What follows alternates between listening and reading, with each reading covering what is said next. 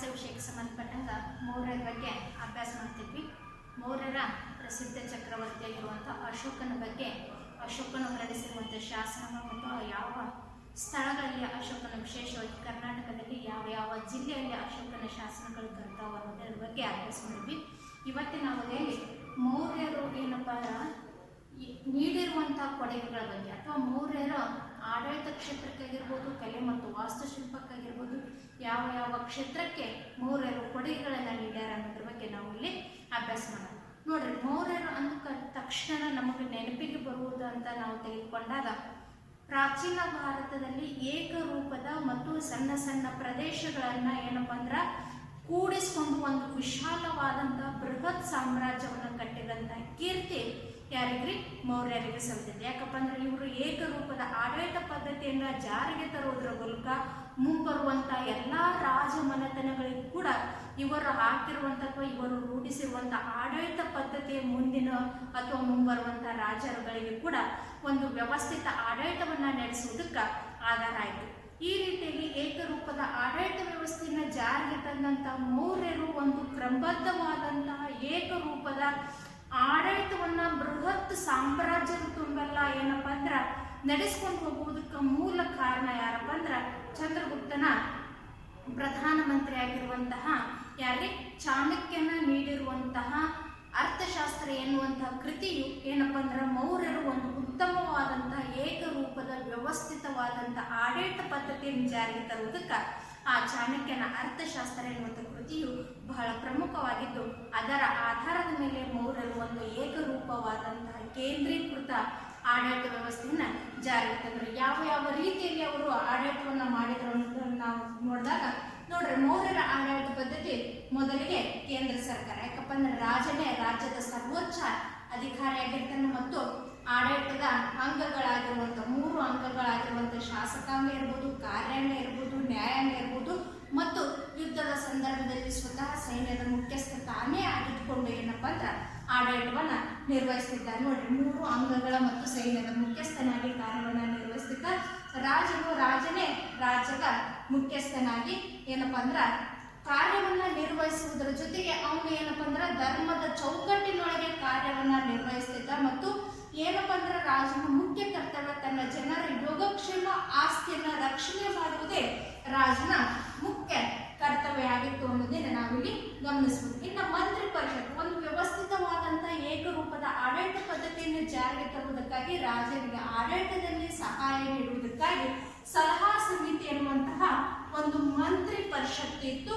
ಇದು ಏನಪ್ಪ ಅಂದ್ರೆ ಮಂತ್ರಿ ಪರಿಷತ್ ಎನ್ನುವಂತಹ ಸಲಹಾ ಸಮಿತಿಯನ್ನ ನೇಮಕ ಮಾಡಲಾಗಿತ್ತು. ರಾಜನೇ ಸ್ವತಃ ಮಂತ್ರಿ ಪರಿಷತ್ತನ್ನ ರಚನೆ ಮಾಡಿದ. ಅಂದ್ರೆ ಏನ್ರಿ, ಆಡಳಿತದ ಅನುಕೂಲಕ್ಕಾಗಿ ಏನಪ್ಪ ಅಂದ್ರೆ ಈ ಸಲಹಾ ಸಮಿತಿಯನ್ನ ಏನಪ್ಪ ಅಂದ್ರೆ ಆ ವ್ಯಕ್ತಿಯ ಅರ್ಹತೆ ಮತ್ತು ಸಾಮರ್ಥ್ಯತೆಯನ್ನ ಆಧಾರವಾಗಿಕೊಂಡು ರಾಜನೇ ಈ ಮಂತ್ರಿ ಪರಿಷತ್ತಿನ ಅಥವಾ ಸಲಹಾ ಸಮಿತಿಯ ಸದಸ್ಯರನ್ನ ನೇಮಕ ಮಾಡ್ತಿದ್ದ. ಮತ್ತು ನೇಮಕಗೊಂಡಿರುವಂತ ಈ ಮಂತ್ರಿ ಪರಿಷತ್ತಿನ ಅಥವಾ ಸಲಹಾ ಸಮಿತಿಯ ಏನಪ್ಪ ಅಂದ್ರೆ ಪ್ರತಿಯೊಬ್ಬ ಮಂತ್ರಿ ಕೂಡ ಒಂದಕ್ಕಿಂತ ಹೆಚ್ಚು ಏನಪ್ಪ ಅಂದ್ರೆ ಇಲಾಖೆಗಳ ಉಸ್ತುವಾರಿನ ಅಥವಾ ಜವಾಬ್ದಾರಿ ನೋಡಿಕೊಳ್ಳುವಂತಹ ನಿರ್ವಹಣೆ ಈ ಮಂತ್ರಿ ಪರಿಷತ್ತಿನ ಮಂತ್ರಿಗಳಿಗೆ ಇತ್ತು ಅನ್ನೋದನ್ನು ನಾವಿಲ್ಲಿ ಗಮನಿಸಬಹುದು. ಈ ರೀತಿಯಾಗಿ ರಾಜನ ಆಡಳಿತಕ್ಕೆ ಅನುಕೂಲ ಆಗಲಿ ಅನ್ನೋ ಉದ್ದೇಶದಿಂದ ಸಲಹಾ ಸಮಿತಿಯಂತಹ ಮಂತ್ರಿ ಪರಿಷತ್ತನ್ನು ನೇಮಕ ಮಾಡಿಕೊಳ್ಳುವುದರ ಮೂಲಕ ಅವರಿಗೆ ಸಾಕಷ್ಟು ಒಂದಕ್ಕಿಂತ ಹೆಚ್ಚು ಇಲಾಖೆಗಳ ಜವಾಬ್ದಾರಿಯನ್ನು ನೀಡಿ ಏನಪ್ಪ ಅಂದ್ರೆ ಒಂದು ವ್ಯವಸ್ಥಿತವಾದಂಥ ಆಡಳಿತ ಪದ್ಧತಿಯನ್ನು ಜಾರಿಗೆ ತಂದರು. ತದನಂತರ ಸಚಿವಾಲಯ. ನೋಡ್ರಿ, ಮಂತ್ರಿ ಪರಿಷತ್ತನ್ನ ನೇಮಕ ಮಾಡಿದ ಮತ್ತು ಏನಪ್ಪ ಅಂದ್ರೆ ಈ ಸಚಿವಾಲಯದಲ್ಲಿ ರಾಜ್ಯದ ಹಿತಕ್ಕಾಗಿ, ರಾಜ್ಯದ ಏಳಿಗೆಗೆ, ರಾಜ್ಯದ ಅಭಿವೃದ್ಧಿಗಾಗಿ ಏನಪ್ಪ ಅಂದ್ರೆ ಸಾಕಷ್ಟು ವಿಷಯಗಳ ಬಗ್ಗೆ ಏನಪ್ಪ ಅಂದ್ರೆ ಚರ್ಚೆಯನ್ನು ಮಾಡಲಾಗ್ತಿತ್ತು. ಮತ್ತು ಏನಪ್ಪ ಅಂದ್ರೆ ಆ ವಿಷಯಗಳನ್ನ 30 ಇಲಾಖೆಗಳಾಗಿ ವಿಂಗಡಣೆ ಮಾಡಿದ್ರು. ಯಾವ್ಯಾವ ಇಲಾಖೆಗಳಂತ ನಾವು ಉದಾಹರಣೆಗಂತ ನಾವು ತೆಗೆದುಕೊಂಡಾಗ ನೀರಾವರಿ ಇಲಾಖೆ ಇರ್ಬೋದು, ಮಾರುಕಟ್ಟೆಗೆ ಸಂಬಂಧಪಟ್ಟಂಗ, ಶಿಕ್ಷಣಕ್ಕೆ ಸಂಬಂಧಪಟ್ಟಂಗ, ಕೃಷಿಗೆ ಸಂಬಂಧಪಟ್ಟಂಗ, ಬರ ಪರಿಹಾರಕ್ಕೆ ಸಂಬಂಧಪಟ್ಟಂಗ, ಬರಗಾಲಕ್ಕೆ ಸಂಬಂಧಪಟ್ಟಾಗ, ಹೀಗೆ ವಿವಿಧ ಇಲಾಖೆಗಳನ್ನಾಗಿ ಮಾಡಿಕೊಂಡು ಸುಮಾರು 30 ಇಲಾಖೆಗಳ ವಿಂಗಡಣೆಯನ್ನು ಮಾಡಲಾಗಿತ್ತು. ಮತ್ತು ಪ್ರತಿಯೊಂದು ಇಲಾಖೆಯೂ ಕೂಡ ಒಬ್ಬ ಈ ಮಂತ್ರಿ ಪರಿಷತ್ತಿನ ಪ್ರತಿಯೊಬ್ಬ ಮುಖ್ಯಸ್ಥ ಅಥವಾ ಮಂತ್ರಿ ಏನಪ್ಪ ಅಂದ್ರೆ ಇದರ ಮೇಲ್ವಿಚಾರಣೆಯನ್ನ ಮಾಡ್ತಿದ್ರು ಅನ್ನೋದನ್ನ ನಾವಿಲ್ಲಿ ಗಮನಿಸ್ತೀವಿ. ಇನ್ನು ನೆಕ್ಸ್ಟ್ ನ್ಯಾಯಾಂಗ. ನೋಡ್ರಿ, ಮೌರ್ಯರು ಕೂಡ ಒಂದು ಏಕರೂಪವಾದಂಥ ಶಿಸ್ತುಬದ್ಧ ಒಂದು ಸುವ್ಯವಸ್ಥಿತವಾದಂತಹ ಕಾನೂನನ್ನ ಆಡಳಿತ ವ್ಯವಸ್ಥೆನ ಜಾರಿಗೆ ತರುವುದಕ್ಕೆ ಮುಖ್ಯ ಕಾರಣ ಏನಪ್ಪ ಅಂದ್ರೆ ಆ ರಾಜ್ಯದಲ್ಲಿ ಅಥವಾ ಆ ಸಾಮ್ರಾಜ್ಯದಲ್ಲಿ ನ್ಯಾಯಾಂಗಕ್ಕೆ ಅಥವಾ ಕಾನೂನಿಗೆ ಇರುವಂತಹ ಒಂದು ಏನಪ್ಪ ಅಂದ್ರೆ ದಕ್ಷತೆ. ಈ ರೀತಿಯಾಗಿ ಏನಪ್ಪ ಅಂದ್ರೆ ಮೌರ್ಯರು ಕೂಡ ಕಾನೂನಿಗೆ ವಿಶೇಷವಾದಂತಹ ಏನಪ್ಪ ಅಂದ್ರೆ ಮಹತ್ವವಾದಂತಹ ಸ್ಥಾನವನ್ನ ಕಲ್ಪಿಸಿದ್ರು. ಯಾಕಪ್ಪ ಅಂದ್ರೆ ರಾಜನೇ ನ್ಯಾಯಾಲಯ ಅಥವಾ ಸರ್ವೋಚ್ಚ ನ್ಯಾಯಾಧೀಶನಾಗಿದ್ಕೊಂಡು ಏನಪ್ಪ ಅಂದ್ರೆ ಪ್ರತಿಯೊಂದು ತನ್ನ ಸಾಮ್ರಾಜ್ಯ ಇರ್ಬೋದು, ಪ್ರಾಂತ್ಯ ಇರ್ಬೋದು, ಕೇಂದ್ರೀಯ ಮಟ್ಟದಲ್ಲಿ ಇರ್ಬೋದು, ಸ್ಥಳೀಯ ಮಟ್ಟದಲ್ಲಿ ಯಾವುದೇ ಅಪರಾಧ ಇದ್ರೂ ಕೂಡ ಅಪರಾಧಕ್ಕೆ ತಕ್ಕಂತ ಕಠಿಣವಾದಂಥ ಶಿಕ್ಷಣ ವಿಧಿಸಲಾಗ್ತಿತ್ತು ಅಂತ ಹೇಳಿ ಗ್ರೀಕ್ ರಾಯಭಾರಿಯಾಗಿರುವಂತಹ ಮೆಗಸ್ತನೀಸ್ ತನ್ನ ಕೃತಿಯಲ್ಲಿ ತಿಳಿಸಿದ್ದಾನೆ. ವಿಶೇಷವಾಗಿ ಮೌರ್ಯರು ಏನಪ್ಪ ಅಂದ್ರೆ ನ್ಯಾಯಾಂಗಕ್ಕೆ ಸಂಬಂಧಪಟ್ಟಂಗೆ 2 ವಿಶೇಷ ನ್ಯಾಯಾಲಯಗಳನ್ನ ಸ್ಥಾಪನೆ ಮಾಡಿದ್ರು. ಆ 2 ವಿಶೇಷ ನ್ಯಾಯಾಲಯಗಳು ಯಾವಪ್ಪ ಅಂದ್ರೆ ನಾಗರಿಕ ಮೊಕದ್ದಮೆಗಳಿಗೆ ಸಂಬಂಧಪಟ್ಟಂಗ ಧರ್ಮಸ್ಥೇಯ ಹಾಗೂ ಅಪರಾಧಿ ಮೊಕದ್ದಮೆಗಳಿಗೆ ಸಂಬಂಧಪಟ್ಟಂಗ ಕಂಟಕ ಶೋಧ ಎನ್ನುವಂತಹ 2 ಬಗೆಯ ವಿಶೇಷವಾದಂತಹ ನ್ಯಾಯಾಲಯಗಳನ್ನ ಮೌರ್ಯರು ಏನ್ರಿ ನಿರ್ಮಿಸಿದ್ರು ಅನ್ನೋದನ್ನ ನಾವಿಲ್ಲಿ ಗಮನಿಸಬಹುದು. ಇದು 2 ಮಾರ್ಕ್ಸ್ಗೆ ಬರುವಂತ ಫಿಕ್ಸ್ ಕ್ವಶನ್. ಮೌರ್ಯರ ಕಾಲದಲ್ಲಿ ಅಸ್ತಿತ್ವದಲ್ಲಿದ್ದ 2 ಬಗೆಯ ನ್ಯಾಯಾಲಯಗಳು ಯಾವುವು ಅಂತ ಹೇಳಿ, ಒಂದು ಧರ್ಮಸ್ಥೇಯ, 2ನೇದು ಕಂಟಕ ಶೋಧ. ಈ ರೀತಿಯಾಗಿ ಮೌರ್ಯರು 2 ವಿಶೇಷವಾದಂತಹ ನ್ಯಾಯಾಲಯಗಳನ್ನ ನಿರ್ಮಾಣ ಮಾಡುವುದರ ಮೂಲಕ ಅತಿ ಕಠಿಣವಾದಂಥ ಉದಾಹರಣೆಗಂತ ನಾವು ತೆಗೆದುಕೊಂಡಾಗ ನೋಡ್ರಿ, ನಾಗರಿಕ ಇರ್ಬೋದು, ಅಪರಾಧಿ ಮೊಕದ್ದಮೆಗಳಿಗೆ ಸಂಬಂಧಪಟ್ಟಂಗೆ ಶಿಕ್ಷೆ ಎಷ್ಟು ಘೋರವಾಗಿತ್ತಪ್ಪ ಅಂದ್ರೆ ಅಪರಾಧಕ್ಕೆ ತಕ್ಕಂತೆ ಅಪರಾಧಿಗೆ ತಲೆಯನ್ನು ಅಥವಾ ಕೈ ಅಥವಾ ಕಾಲನ್ನು ಕತ್ತರಿಸುವಂತಹ ರೀತಿಯಲ್ಲಿ ಅಷ್ಟು ಘೋರವಾದಂತಹ ಶಿಕ್ಷೆಯನ್ನು ನೀಡಲಾಗ್ತಿತ್ತು ಅಂತ ಹೇಳಿ ಮೆಗಸ್ತನೀಸ್ ತನ್ನ ಇಂಡಿಕಾ ಎನ್ನುವಂಥ ಕೃತಿಯಲ್ಲಿ ತಿಳಿಸ್ಯಾನ ಅನ್ನೋದನ್ನ ನಾವಿಲ್ಲಿ ಗಮನಿಸ್ತೀವಿ. ಈ ರೀತಿ ಒಂದು ಅಚ್ಚುಕಟ್ಟಿನ ಶಿಸ್ತುಬದ್ಧ ಕಠಿಣ ಕ್ರಮವಾದಂತಹ ನ್ಯಾಯಾಂಗ ವ್ಯವಸ್ಥೆಯನ್ನ ಮೌರ್ಯರು ಜಾರಿಗೆ ತಂದಿದ್ರು. ಇನ್ನು ಕಂದಾಯ ಇಲಾಖೆಗೆ ಸಂಬಂಧಪಟ್ಟಂಗ ಕಂದಾಯ, ಯಾಕಂದ್ರ ಯಾವ ರೀತಿಗೆ ಪ್ರತಿಯೊಂದು ಇಲಾಖೆಯಲ್ಲಿ ಏನಪ್ಪ ಅಂದ್ರೆ ಒಂದು ವ್ಯವಸ್ಥಿತವಾದಂಥ ಏನಪ್ಪ ಅಂದ್ರೆ ಹೊಸ ನೀತಿ ನಿಯಮಗಳನ್ನು ಕಾನೂನುಗಳನ್ನು ಜಾರಿಗೆ ತರಬೇಕಾದ್ರೆ ಅಲ್ಲಿ ಆರ್ಥಿಕ ಏನ್ರಿ ಸಮೃದ್ಧತೆ ಇರ್ಬೇಕು. ಹಿಂಗ ಮೌರ್ಯರು ಕೂಡ ಏನಪ್ಪ ಅಂದ್ರೆ ಆರ್ಥಿಕ ಮೂಲ ಯಾವುದಾಗಿಪ್ಪ ಅಂದ್ರೆ ಭೂ ಕಂದಾಯ, ಭೂಮಿಯ ಮೇಲಿನ ತೆರಿಗೆ ಏನ್ರಿ ರಾಜ್ಯದ ಪ್ರಮುಖ ಬೊಕ್ಕಸದ ಮೂಲ ಆಗಿತ್ತು ಅನ್ನೋದನ್ನ ನಾವಿಲ್ಲಿ ಗಮನಿಸುವುದು. ಯಾವ ರೀತಿಯಾಗಿ ಏನಪ್ಪ ಅಂದ್ರ ಕಂದಾಯವನ್ನ ನಿಗದಿ ಮಾಡಿದ್ರಪ್ಪ ಅಂದ್ರ ಯಾವುದೇ ಉತ್ಪನ್ನದ 6ನೇ 1 ಭಾಗವನ್ನ ಏನಪ್ಪ ಅಂದ್ರೆ ಕಂದಾಯ ರೂಪದಲ್ಲಿ ಸಾಮ್ರಾಜ್ಯಕ್ಕೆ ತೆರಿಗೆ ರೂಪದಲ್ಲಿ ಪಾವತಿಸಬೇಕಾಗಿ ಹೇಳಿ ನಿಗದಿ ಮಾಡಿದ್ರು. ಕಂದಾಯವನ್ನ ಹಣದ ರೂಪದಲ್ಲಾಗಿರ್ಬೋದು ಅಥವಾ ನಿಗದಿತ ಹಣದ ಮೌಲ್ಯದ ವಸ್ತುವಿನ ರೂಪದಲ್ಲಿ ಕಂದಾಯವನ್ನ ನೀಡುತ್ತಿದ್ರು ಅಥವಾ ಸಂಗ್ರಹಣೆ ಮಾಡ್ತಿದ್ರು. ಮತ್ತು ಕಂದಾಯವನ್ನ ಸ್ಥಳೀಯ ಮಟ್ಟದ ಅಧಿಕಾರಿಗಳಿಂದಲೇ ಕಂದಾಯವನ್ನ ಸಂಗ್ರಹಣೆ ಮಾಡ್ತಿದ್ರು ಅನ್ನೋದನ್ನ ನಾವಿಲ್ಲಿ ಗಮನಿಸಬಹುದು. ಯಾವ್ಯಾವ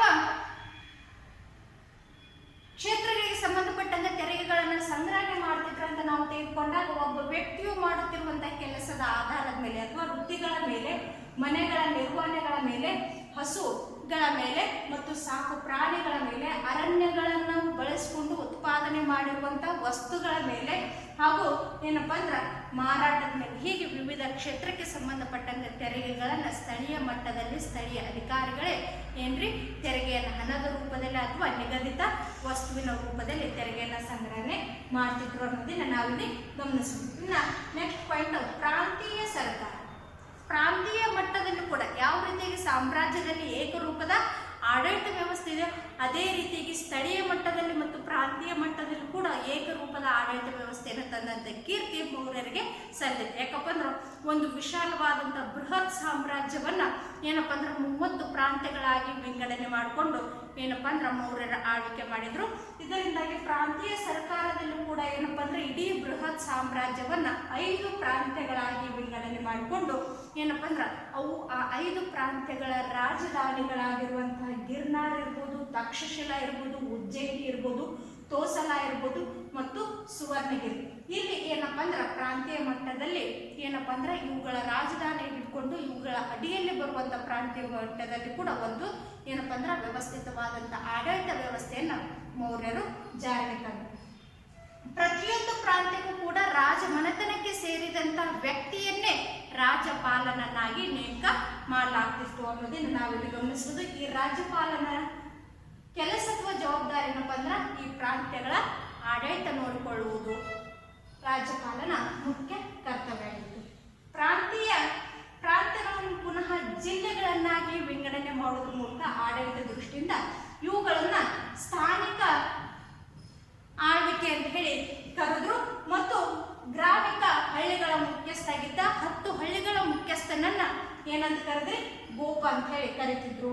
ಹೀಗೆ ಉದಾಹರಣೆಗಂತ ನಾವು ತೆಗೆದುಕೊಂಡಾಗ ಅಶೋಕನ ಆಳ್ವಿಕೆ ಕಾಲದಲ್ಲಿ ಪ್ರಾಂತೀಯ ಮತ್ತು ಸ್ಥಳೀಯ ಮಟ್ಟದ ಅಧಿಕಾರಿಗಳನ್ನಾಗಿ ಏನ್ರಿ ಧರ್ಮ ಮಹಾಮಾತ್ರರನ್ನ ನೇಮಕ ಮಾಡಿದೆ. ಈ ರೀತಿಗೆ ಏನಪ್ಪಾ ಅಂದ್ರೆ ಅಶೋಕನ ಆಳ್ವಿಕೆ ಕೇಂದ್ರ ಇರ್ಬೋದು ಪ್ರಾಂತ್ಯದಲ್ಲಿ ಎರಡರಲ್ಲೂ ಕೂಡ ಧರ್ಮ ಮಹಾಮಾತ್ರರು ಆಳ್ವಿಕೆಯನ್ನ ನೋಡ್ತಿದ್ರು ಅನ್ನೋದನ್ನ ನಾವಿಲ್ಲಿ ಗಮನಿಸ್ತೀವಿ. ಇನ್ನು ಮೌರ್ಯರ ಕಾಲದಲ್ಲಿ ನಗರಾಡಳಿತ ಹೆಂಗಿತ್ತು ಅನ್ನೋದ್ರ ಬಗ್ಗೆ ನಮಗೆ ಮಾಹಿತಿ ಕೊಡುವಂತಹ ಆಧಾರ ಯಾವುದಪ್ಪ ಅಂದ್ರೆ ಗ್ರೀಕ್ ರಾಯಭಾರಿಯಾಗಿರುವಂತಹ ಮೆಗಸ್ಥಾನಿಸ್ ತನ್ನ ಇಂಡಿಕಾ ಎನ್ನುವಂತಹ ಕೃತಿಯಲ್ಲಿ ಮೌರ್ಯರ ನಗರಾಡಳಿತದ ಬಗ್ಗೆ ಸಂಪೂರ್ಣವಾದಂತಹ ಮಾಹಿತಿಯನ್ನ ವಿವರಿಸಿದ್ದಾನ ಅನ್ನೋದನ್ನ ನಾವಿಲ್ಲಿ ಗಮನಿಸಬಹುದು. ನೋಡಿ, ನಗರಾಡಳಿತವನ್ನ ಮೌರ್ಯ ಸಾಮ್ರಾಜ್ಯ 5 ಸದಸ್ಯರನ್ನ ಒಳಗೊಂಡಿರುವಂತ 6 ಮಂಡಳಿಗಳನ್ನ ಏನಪ್ಪಾ ಅಂದ್ರ ರಚನೆ ಮಾಡಿತ್ತು. ಅಂದ್ರೆ 5 ಜನರ ಒಂದು ಗುಂಪು, ಹಂಗ 6 ಗುಂಪಿತ್ತು. 5 ಒಟ್ಟು 30 ಅಧಿಕಾರಿಗಳ ಸಮಿತಿಯನ್ನ ಏನಪ್ಪಾ ಅಂದ್ರ ಮೌರ್ಯ ಸಾಮ್ರಾಜ್ಯ ನೇಮಕ ಮಾಡಿತ್ತು. ಇದು ಏನಪ್ಪಾ ಅಂದ್ರ